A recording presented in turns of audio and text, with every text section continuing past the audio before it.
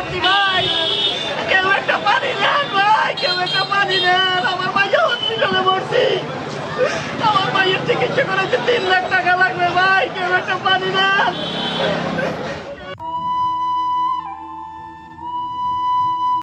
ভাই বিপদ কম্বল আয়ে এটা কোনো গ্যারান্টি দিয়ে আয় না, কিন্তু এই লোকটারে দেখেন ভাই, বলতাছে পানি লাগবো পানি, কান্দা কান্দা ভাই বলতাছে।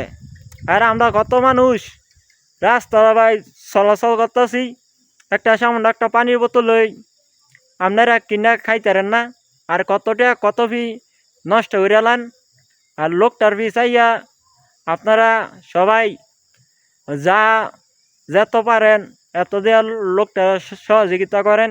আল্লাহ যেন তিনি মেয়েটাকে তাড়াতাড়ি সুস্থ দান করে, আমিন। আর সবাই আমার কথাগুলো ভালো লাগলে অবশ্যই ভিডিওটা শেয়ার করে দেন, আর যেন অন্যজনের বাইরে দেখতে পারে।